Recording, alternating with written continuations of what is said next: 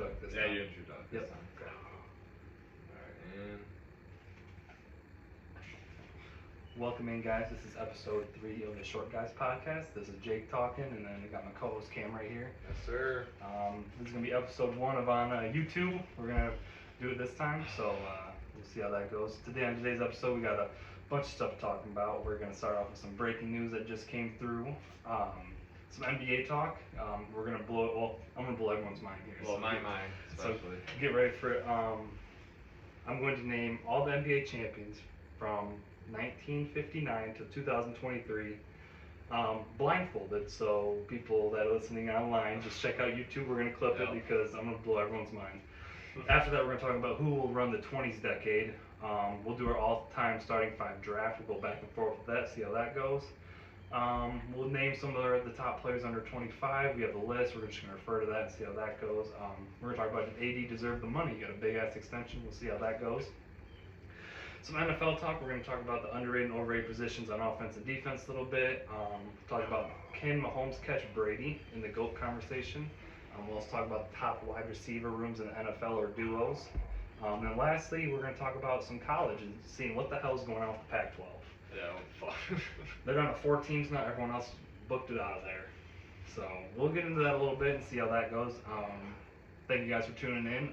Check it out on YouTube. We're going to be clipping. We're going to be doing this. We got an Instagram page now and a Facebook page. Yep. So whatever you guys like to follow, we'll be posting on everything. Exactly. All social media. It'll be easier now that we got videos, so we'll be able to make some TikTok reels or whatever. So we'll be posting more, getting more into this, exactly.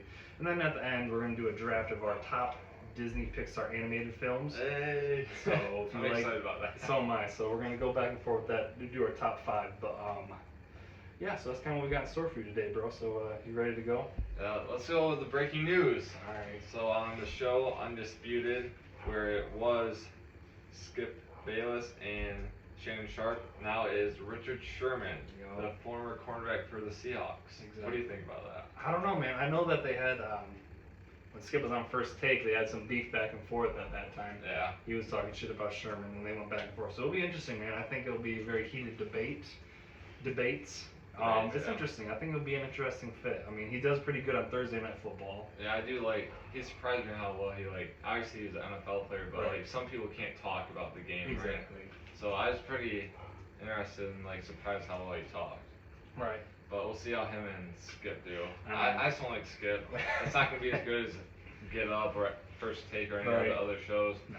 But I mean, Skip makes dumb points, so maybe Richard will put him in his place. Yeah, we'll see. I hope. I think so. I think it's good too that you keep another NFL guy in there because Skip just pisses everyone off. So I bet there's a lot of guys that want to go at him. Richard Sherman will definitely hold back. Definitely, yeah. Some other breaking news that just happened. Teddy Bridgewater signs with the Lions. Yeah, what do you think about that? I think it's a Lions fan. Low key, it's a good pickup because we had Nate Sudfeld as a backup. I guess he's not doing very well in camp, so we'll see how Teddy does. I think it'll be nice though because low key, whenever Teddy Bridgewater signs to a team, he ends up playing. So there may be I don't know why it's just weird, but there may be a time he has to come in and come play a game or 2 or a half for Jared. So it's a good little pickup. So we'll see how that goes. I like it. I think he's a great backup quarterback now. Right. Because he has that the veteranship and he just knows what to do. Mm-hmm.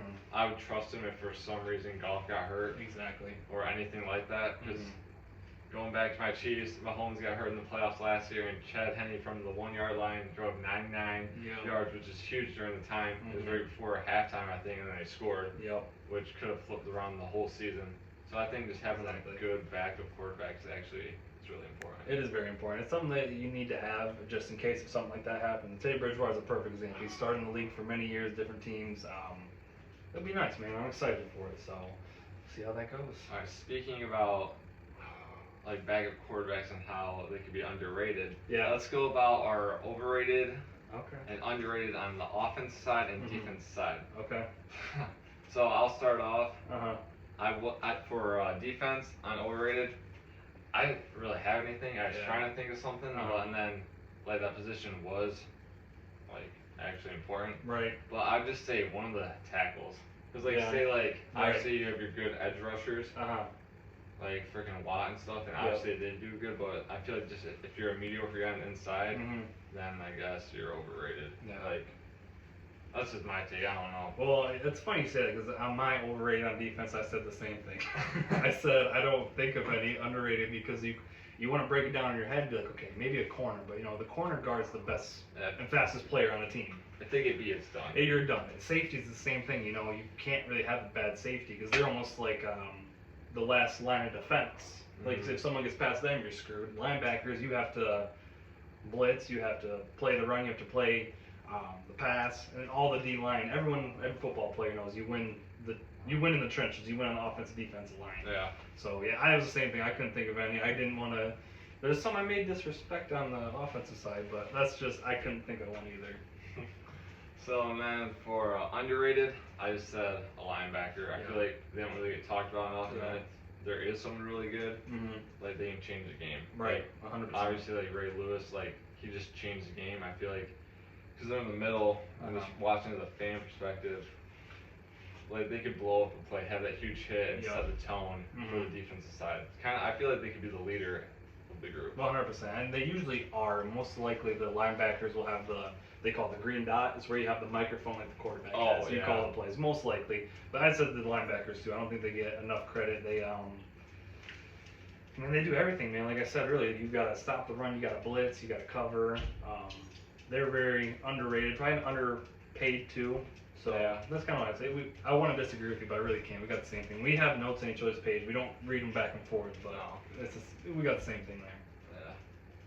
So then now on the offensive side, we'll see if you agree. Okay, what'd you say? I was trying to really think about it. Overrated, but I would just say only reason why I'm saying the fullback. Okay. Is I feel like when I'm watching, I don't really see a fullback come out there unless they're on like the 1 yard line and they're just trying to pound it in. Right. Other than that, I just see the quarterback and then the running back's just in the backfield right there. I don't really feel like the fullback has kind of died. Yeah, and for the most part, you don't see a fullback very much. So I would say they're kind of underrated though, because they kind of do the dirty work. They block. Yeah, that's. But you don't see them. But I see what you're saying. You're trying to figure it out. Yeah, I could see like if you had a good fullback, like who's the guy for the line, Juszczyk or something? Or he for the 49ers. Oh yeah, 49ers. Yeah, Juszczyk. Yeah, I feel like if you have that guy, he's good. I feel like he does everything though. He catches balls, he runs, and not a lot of fullbacks do that. So yeah, just depends on like the fullback you actually have. Exactly. And then for my underrated on the offense, I'm saying the kicker / punter. Okay, let's hear it. Because obviously a kicker, like, if it comes down to the playoffs, just look at the Bears situation like a couple years ago. The double doink. Yeah, like if they would have maybe cared more about the kicker and not overlooked him, he like make sure he was ready. Right. Like it's still a way to score, and if for some reason your offense can't get that 4th and 2, you can trust your kicker, trusted Justin Tucker, Adam Vinatieri, and they can score. And I said punter too because they're both like a special teams. Right. And then the punter, I think it's a big deal. So if you can't trust your offense, if he can like get it down and drop it right in that last 10 yards, that's huge. Right. So that's why I went with that. Yeah, I agree with you. I mean, those are you really can't be good without a kicker or punter. Yeah, I agree with you on that one. I can't really say nothing. You gotta have a good kicker and punter no matter what. Yeah, you need to. They run special teams, so you need them. I might piss some people off here, but my overrated offense is wide receivers. Wide receivers? So here's my explanation. Because you do have your top guys at wide receiver position. I'm not disrespecting the position just because I have to choose for a topic. Yeah. Wide receivers, I believe they want the ball, they want to change the game. You do have your top guys that are there, but for the most part, if you're not a top guy, I feel like a lot of guys just want the ball and won't do the dirty work. Because if you're a wide receiver, you gotta actually block. You gotta sometimes fake a route. You gotta get open somehow. You gotta get away from the play. You know what I mean? Yeah. I think it's kind of overrated. I mean, speaking at a quarterback, it's a little hot take-ish, but I feel like wide receivers, they get overhyped for what they do. Again, I'm not disrespecting because, again, you need wide receivers. And nowadays, you need wide receivers. I think going off that, you also need the quarterback. You do. Because, like, if you look at Mahomes, he didn't really have a huge stand-up top 5 wide receiver. Right. But because he's so good, he made those guys relevant. Exactly. And I kind of see why you were saying that. Yeah. Like, if they're not going to do the dirty work and actually block, Uh-huh. then there's some complaint about not getting the ball. Exactly. But if they have like a Mahomes or Justin Herbert or even Aaron Rodgers, they can make. Like, look at Juju. He kind of got his career revived. Yeah, because 100%. Mahomes would find him. Yep. And he did the dirty work. So I think it depends on the personality of the wide receiver. 100%. And I think in general, I think anyone in the NFL can say wide receivers carry that diva factor.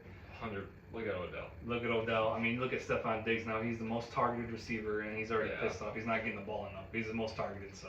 Yeah. I mean, again, I'm not disrespecting. I can never play wide receiver. I mean, those dudes are tough, and they have amazing routes. They changed the game. It's a wide receiver game now, but I just think they're kind of overrated compared to everyone else on the offense. Yeah. I'm an underrated side. I have the offensive line, obviously. They don't get the love, but you cannot move the ball. You cannot do anything without an offensive line, so. Coming as a Lions fan, now that we have an offensive line that's top tier, it changes the whole game because my whole life we never had a great offensive line. So that's just one, and I also did slash running back because I think they're devalued, but it depends on who it is though. Because if you have a guy that can run and catch, that's very valuable, and I think it's underrated to have a guy like that. But it's also tough with nowadays, like we talked about before, with Isaiah Pacheco. Going in the 7th round, he comes in being a dog. You ain't gonna pay them top guys that do everything. You know what I mean? They'll probably just wait and try to find that sneak. Exactly, and it's one of those positions where you can find someone late that can produce for you. And speaking on that, like a lot of running backs' careers, I feel like are short. 100%. There's like maybe 3 years, 5 the most, where they're like prime. Prime stuff. Like look at Zeke. Yeah. I was talking about in episode 1. Yeah. He's not top 5 anymore. Really. No. Maybe not even top 10. No, I don't think so. And it's sad to say, man, because you know they do the dirty work. They run really hard. They get hit every single play. Yeah, No matter if you're blocking, they go through everything. They go through obviously like I think the most shit, honestly. Yeah, no, they do because you get hit. Like I said, you get hit every play, and you're gonna get hit hard. Everyone's coming at you to knock you on your ass. So that's kind of my overrated, underrated. So. All right, next on the topic, can my favorite player Mahomes catch Brady? I believe he can. Looking at what I said, I think he's already not even just as skilled. I think he's more skilled, honestly. He can run. 100%. He can move around the pocket better. He can throw better. He can throw farther. But I think it all depends on if he will catch Brady or pass him as the GOAT. Right. Is if the Chiefs can keep like building around him. Right. Like look at Brady. Belichick did a great job building the offense around him, getting Mawson for a few seasons, Edelman, Gronk, like they just built that team around him as much as they could. Right. And like they just loved him, which like he deserved it. Exactly. So basically, I think if they keep the right players around, and then if Mahomes can stay clutch, so far he's been clutch, and Brady's like the most clutch, obviously. Right. I think that's the only way he'll pass him in rings. But I think easily he'll pass him in stats. Yeah, 100%. 100%. Like, he'll have the most touchdowns, yards, everything. Yep. It just depends on the rings factor. Exactly. And that, going off that point, I agree. I think Mahomes, talent-wise, has already passed Brady. I don't think that's even comparable. The only here's what's come down to. I'm gonna bring basketball into this. I think I know where you're going with this. Jordan's 6 for 6. LeBron's 4 and 6. But again, LeBron has less rings. I personally think he's the greatest basketball player of all time. I think it's going to be that debate where Brady's going to have 7 and Mahomes may have 3, 4, or 5. But you can have the argument he's the greatest quarterback of all time.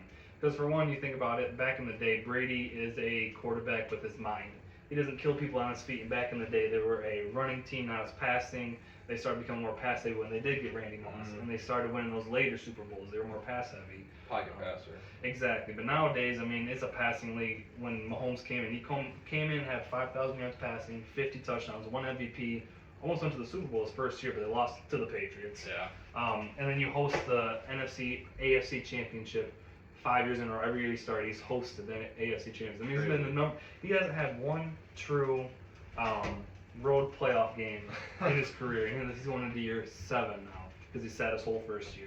Yeah. But no, I agree with you. I think he'll pass him eventually. I don't know about the rings because I mean, that's 7's a lot. 7 rings is, that's just something crazy. It's a lot, and you can say those first 3 that Brady had, he was almost like a Jimmy Garoppolo type, where he would just dink and dunk, and it was a great defense. Played his role. He played his role, and he's the best person for them, one of the best leaders in all of sports of all time. Which takes skill to actually like just lead a It team. does. It does. And with Belichick, who comes in and rips everyone's ass every time he comes in to take that ass chewing and then do it again. Plus, it also helps that he went to Tampa, won the Super Bowl the first year, and it was pretty much his offense. He ran the show. Yeah, he ran the show. So, I think he will eventually, going back to Mahomes, but maybe not in the rings, but I think talent-wise he already has him. He'll be in the argument for sure the next whatever years. It'll be crazy to see what he does within like the next 5 years. Yeah, exactly. 'Cause, I mean, he's still young, and as long as you have Travis Kelce, you have Andy Reid, like, you're down to win 10, 12 games guaranteed every year. Every year. So, yeah. So it's the last thing of our NFL slate. Looking at the top wide receiver duos, I don't know if we were just going off teams, but obviously, like if I say the players, it'll be the team. Exactly. Who do you have? I kind of put some obvious ones, and I kind of just put what I think personally. Okay. So obviously, I put Tyreek and Jalen Waddle. Okay. This went off in fantasy last year. Is this your number? Are you like? Is this your ranking like one, or is this just in general? In general. Okay. In general. Yep. And then I'm just doing AJ Brown and Devontae Smith. Yep. I know some people might not think Smith might be the weaker ones on my list. Right. But I feel like AJ Brown's obviously the main guy. Right. But I feel like Devontae Smith can do that dirty work. Yeah, he's and sneaky those, good. those little like inside routes and Yep. like he's just skinny and like I don't know. He'll fit through. He'll find the spot. And obviously this one Jamar Chase and Higgins. Yep. That's just a big one. Exactly.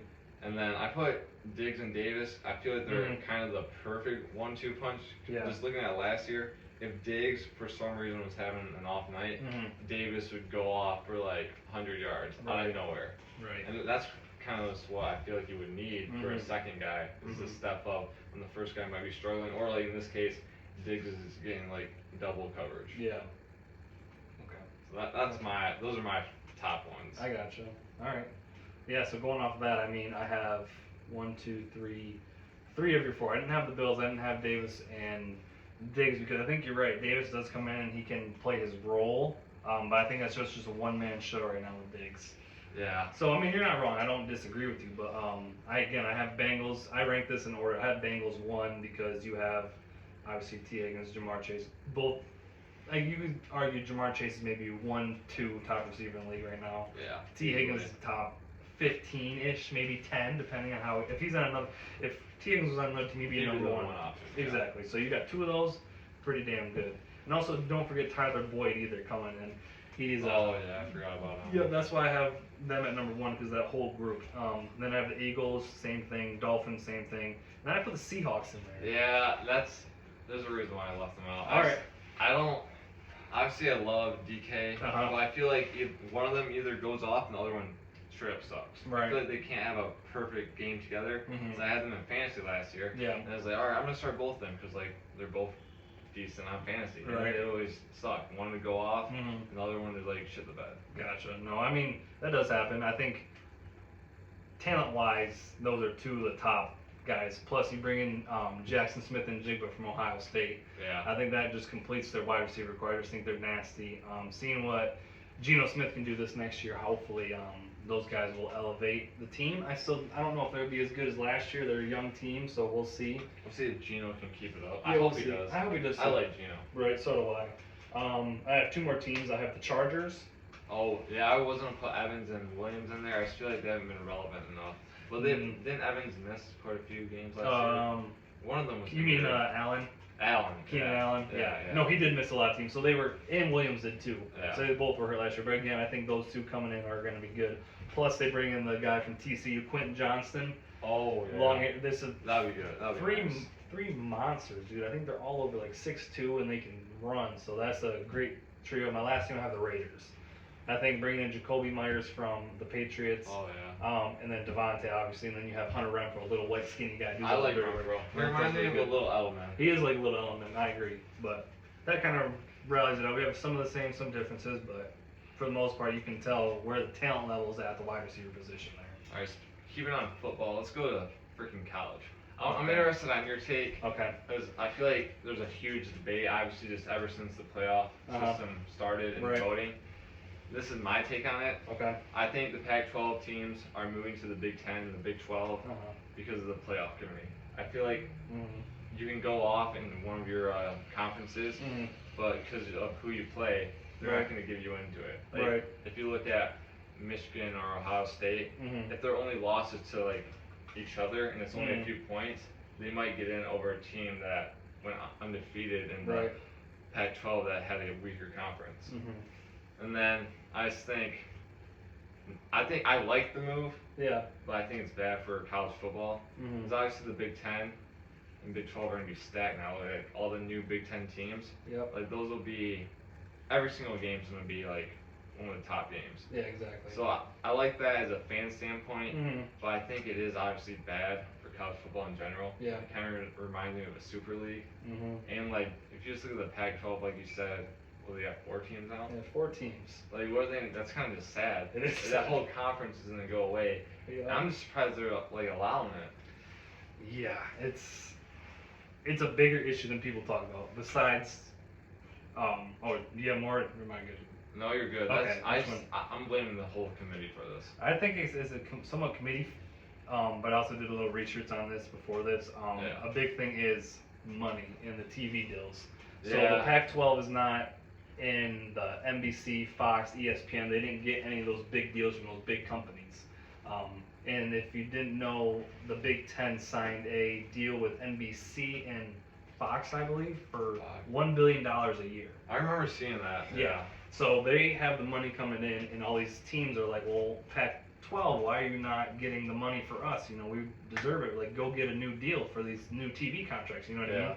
But yeah, they decided not to. So they moved to the Big Ten. We have USC, UCLA, Washington, Oregon all moving to the Big Ten, and Utah, Colorado, Arizona State moving to the Big 12. Honestly, dude, like you said, it's a super league, and I hate to say this to you, but this is what college sports is going to be.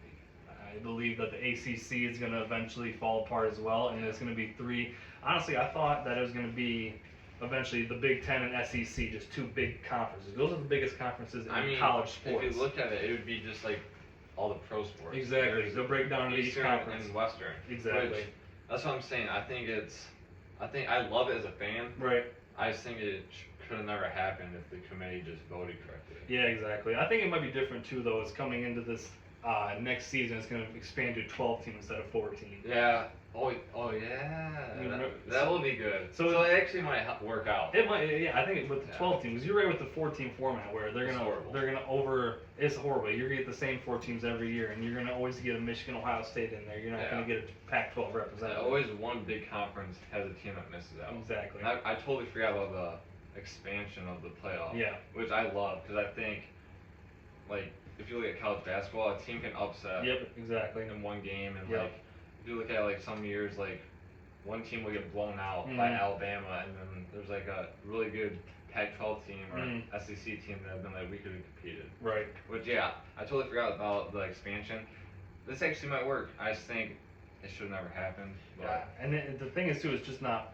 It's the crazy thing about it, like it's not football either. It's like all college sports. So you think about volleyball, basketball. They're all going. If you're going to Oregon right now or USC or UCLA, you're going back and forth to the Midwest every other week. You know? That's gonna be tough on. How's that gonna work? You know, they travel. Yeah.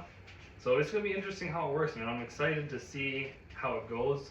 It's interesting to see the Big 12 bring in those teams because they are losing Oklahoma and Texas. They're going to SEC next year. Which honestly, I feel like that makes more sense for them. It does, 100%. I can see Oklahoma 100%. And Texas just how big their football program is, especially like they can compete with Alabama and LSU. I feel like.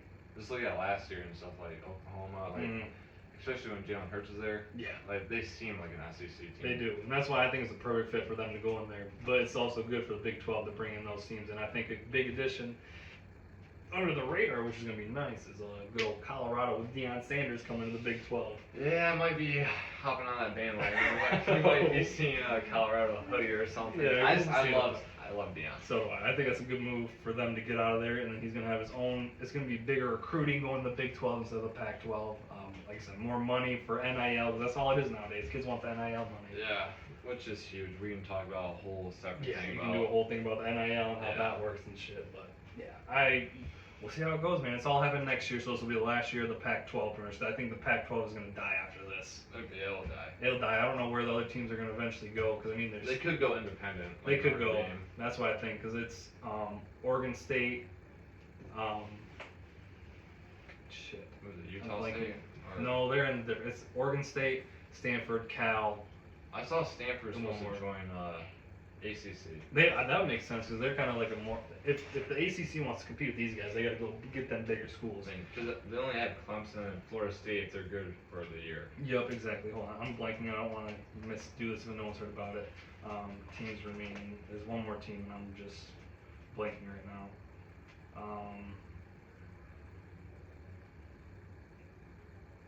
Washington State. Oh, So Oregon State, Washington, Stanford, and California are the last 4 teams in the conference. So yeah, next year we'll see how it goes, man. We'll see how it goes. Alrighty, hopping over to different topics. I am ready to get my mind blown. All right.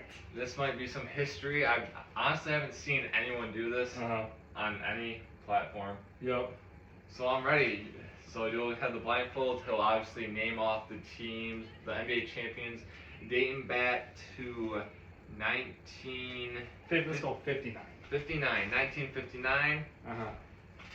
So he's gonna go through. I'm just gonna keep track. If he gets right, if he gets wrong, I'll just keep track on my finger of how many he gets wrong, and we'll see how it goes. This is the T-shirt for the video viewers. I'm gonna put this over my eyes so sound people. Let's go. I don't know why I remember this, but I did. All right. Start whenever you're ready.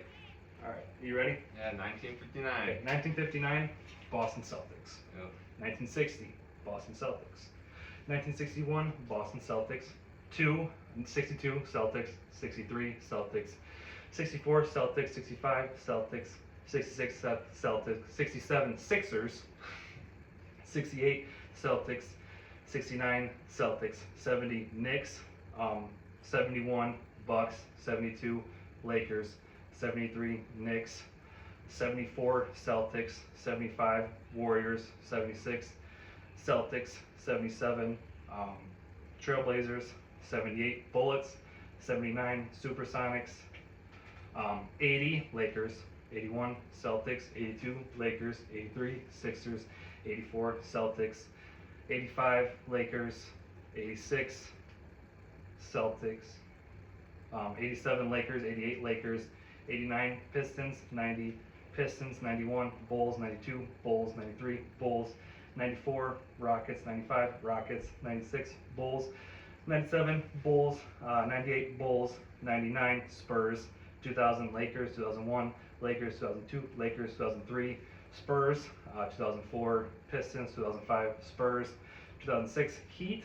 2007, Spurs. 2008, Celtics. 2009, Lakers. 2010, Lakers. 2011, Mavericks. 2012, Heat. 13, Heat. 14, Spurs. 15, Warriors. 16, Cavs. 17, Warriors. 18, Warriors. 19, Raptors. 20, Lakers. 21, Bucks. 22, Warriors. 23, Denver Nuggets. Let's fucking go! Honestly, holy fuck, that's crazy. All I'm saying is, I know it's fucking crazy. Like, I feel like, God. honestly, where I would probably fuck up is those 70 years. 'Cause we No. talked about it. Exactly. 80s, if you just remember by the decades, it's Bird and Magic going back. 76ers slip in there. 90s, and then Pistons at the end of the 80s. 90s easy. It's just Jordan's career except 2. Yep. And then once you get to the thousands, it's just because we were born in it. It's kind of it's like Lakers and all those top teams. Right. Well, holy fuck, bro! Oh my God, we're clipping that shit. Remember Clipping that? that, I want to see someone else just try to do it. No, you can't. You can't. And that's the thing, dude. Like, I wanted to try it. Isn't that crazy? All the podcasters out there, anyone that's watching, tag other podcasters. I want to see them try to do it. Yeah, you can't. I promise you can't. There's no one that will be able to do. I mean, unless you're a diehard fan, you won't be able to do that. I'm sorry. You blew my mind. That was my goal, bro. That was my goal. Holy shit, that's mad respect. Bad respect there, dude. I don't know what happened. You're It just came rolling across too. me. Like, it is like, I know, because I try to make it quick so you can clip it, and then too, like, I've been doing this for a long time. It's like every morning, bro, I just try to remember, and I got it. Once you got through, when you got to the bowls, I was like, it's in the bag. Yep. The biggest thing, I think the hardest problem for me was I break it down by era, like you said. Yeah. 60s was dominated by the Celtics. The Sixers won that one. Yeah. 70s was tough because it goes back and forth with all those teams. That's kind of random. Yeah, so I don't know, man. Just got it. And then 80s, you just go back and forth, except the Sixers one year, and then the Pistons at the end, and then Bulls, Rockets, and then every odd year in the 2000s, besides 2009, the Spurs won. So Spurs won in 03, 5, and 7. And then Heat, Celtics, Lakers. It just, I feel like the 2000s, like, I could just do it because we grew up in Exactly. Like, that's pretty easy. Even the Bulls, just like, exactly. Like I said, from the 90s till now, it's not that bad. 70s, that's kind of iffy, but damn, bro. Holy shit. I can't believe I did that. That's fucking crazy. I thought I folded too. I had my eyes closed and I was like, fuck, what I forget? And then I'm like, no, you're good. Just keep going. Just keep going. Damn, that's some history right there on this fucking podcast. That is. So, all the guys that talk shit to me in the NBA Greatest Talk Room show, I dare you to fucking do that shit. We're challenging you. You can just accept it. I dare you, dude. I get so much shit from talking. Those guys called me stupid names, dude, pissing me off. But I dare them to do that shit, saying I don't know what the fuck I'm talking about. Wait, who was saying that? I'm in this NBA Greatest Talk Room stuff, and I like to talk shit every once in a while. Yeah, so sometimes I'll just hop in on some conversation. Some guy's like, you don't know what the fuck you're talking about, blah, blah, blah, blah. You're too young, blah, blah, blah. I'm like, alright, flip this and watch, see if you can do that. Yeah, I'm in some of those, and I just look what they say, and I just laugh. Yeah, I laugh too, but sometimes I gotta chime in. Like, if it was the LeBron Jordan, I gotta hop in there. So. Oh, man.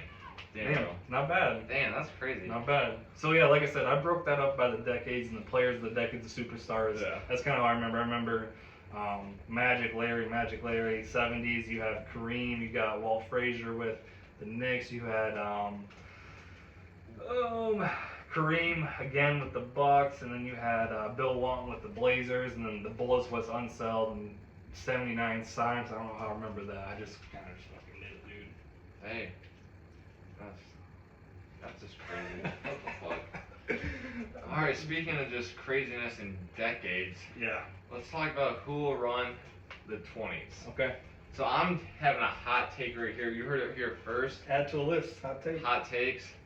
For the rest of the 20s, because obviously LeBron won it.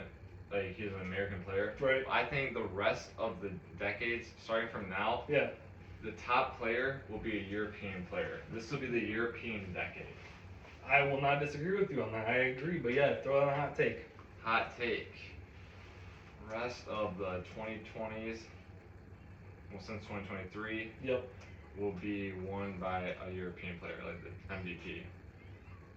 Yeah, I can't disagree with you. The past 5 MVPs, I know it's been 3 players, but they've all been European, and it's just European games getting bigger, and bigger. So. And then I said, like, the players that I think are the teams.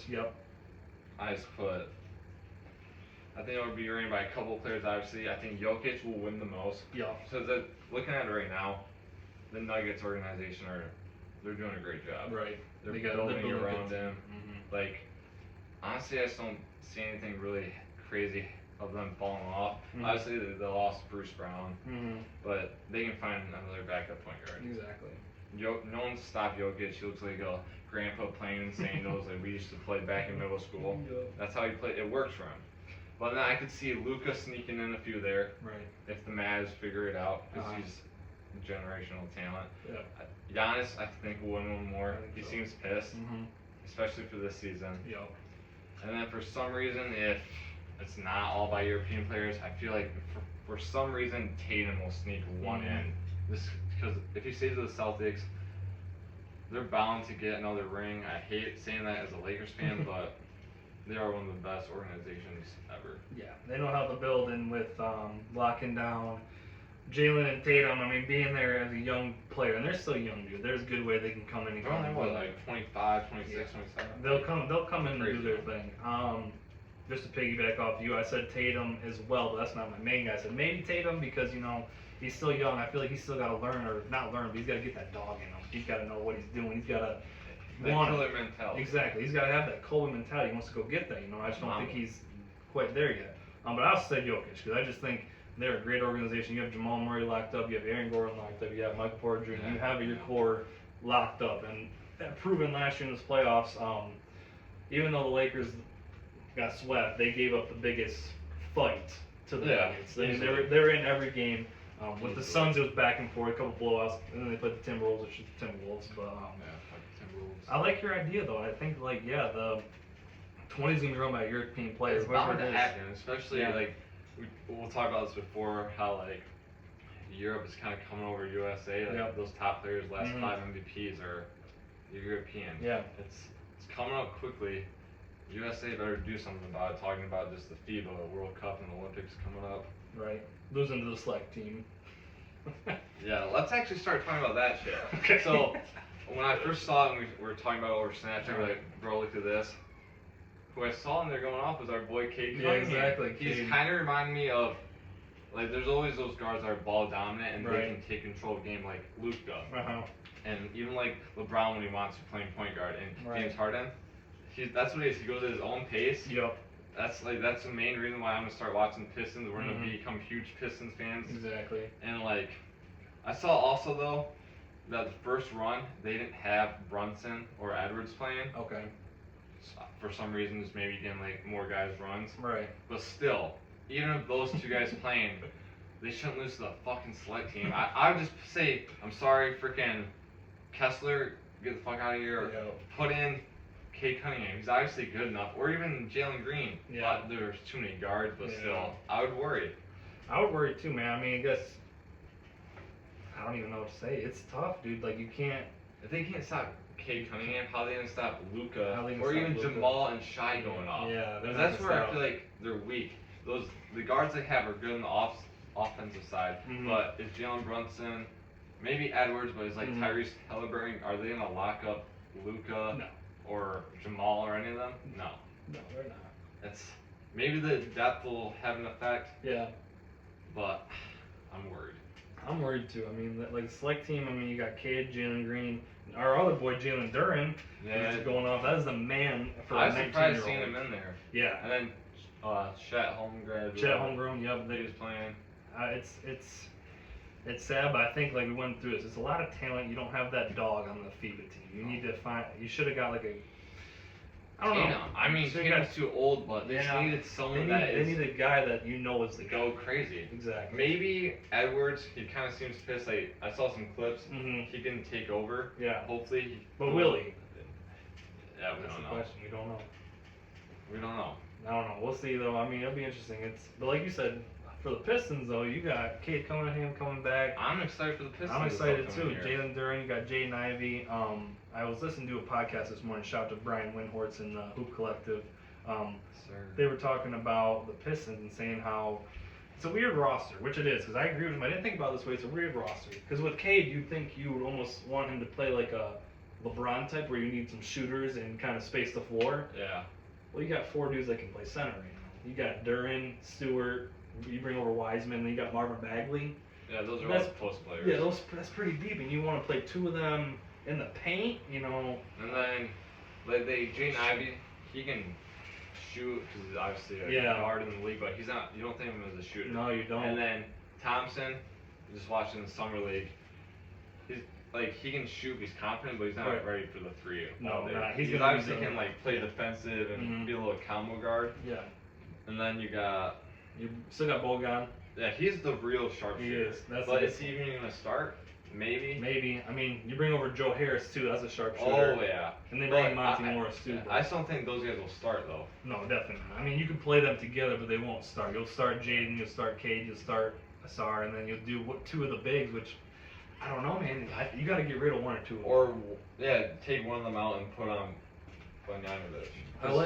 He can play the 4. Right. He might be a smaller height for the starting, but he can stretch it out. Right. I think this year will be an interesting year how they can fit and who they're going to get rid of, because I like the acquisition of bringing in Bagley, someone that's didn't do so hot, didn't live up to his number 2 pick with the Kings. So seeing what he can possibly do, same thing with Wiseman, bringing him in, see what he can do. They both got something to prove. They do, so it could work. But I mean, you're taking those minutes from Jalen Duren, which he could turn into a guy. He really could. Yeah, I feel like I'm not comparing it yet to the freaking Thunder situation. Yeah. But like, they have so much talent this season and possibly next season. They'll figure out who, even the guards and the bigs, who are their guys, and then actually get rid of them and try to get good pieces to fit around the team. Like Brian was saying, obviously in the podcast you listened to, there's so many pieces, but we'll see how it actually fits. I trust Monty though. I feel like he's perfect for the situation. Right. But yeah, it's a good thing to have those so many different options. Exactly, it is. So I mean, again, you can try doing multiple things with each player. They all have different roles and what they can do, but I don't know, man. It'll be interesting here. I'm excited though because I like Cade coming in, beating the FIBA teams. Like I want to be on this damn team. You know what I mean? So he looked good. I was worried for just a second about his injury, about how it bounced back. Because obviously the third year for a player is huge. Right. But he looks ready to go. Yeah, I'm excited about it. Me too. Me too. Rolling off young guys. Yep. Let's do our top 25. Okay. So we're just gonna do the draft style. We'll go back and forth. Yeah. Let's draft the guys under 25. Yep. Yeah. Okay. You go. All right. So how you want to flip a coin again like we did last time? Yeah. Flip the coin. Okay. You pull it up. I'll flip it. I'll give you. Do you want heads or tails? I'll do heads again. Okay. Heads again. Trying to flip. Flipping is heads again. You get first pick. All right. Obviously, I'm going with Luka. Okay. Fair enough. I can't go wrong with that. No, you can't go wrong with that. And going off of that, are we basing it off this year or what we see in the future? That's another thing. What are we going to do? Let's just do right now. Right now. You had a you're starting your team off with these. You're starting your team right now, like it's first draft pick, like just like that. All right, I'm gonna go Jason Tatum, 24 years old. I think he's gonna be cornerstone, and he will lead my forward spot. Yeah, like that's just real quick. That's how young he is still. Yeah. There's so much expectation on him. I was hoping you might forget him just because he seems older. Yeah, but he's not. Yeah, that would have been my second pick if for some reason you forgot about him. Right. But yeah, that just shows how young he is. Exactly. So then with my second pick, this is where I could go any possible way. Any possible way. There's so many younger dudes that may not seem young, but they can. They are. They're coming, dude. They're coming. Yeah, just going off this list, I'll just go with the safe bet.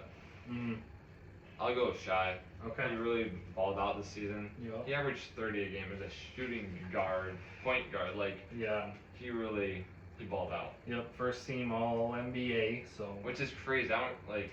When's the last time, except Luka maybe, a young guy really balled out like that? Really no one, dude. And he came out of nowhere. They should have made the playoffs again. I think that was our surprise team this year to make the playoffs. I think he's going to lead them young group into a good spot. And with my second overall pick, are we playing injuries in this or no? Can we have like a fantasy where it's not injured? What are we going to do with injuries? Let's just go real. Let's go with injuries. Okay, damn. All right. Because I have a feeling you probably were going to say a certain player. I was going to say a certain player. All right, but besides that, I'm going to go Tyrese Halliburton in my second pick. Yeah, I just want to be realistic. Understandable.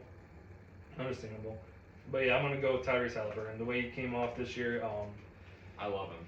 I love him too. He's going to lead Indiana. He's a great player, so I think he's going to do good things for the Indiana Pacers this year.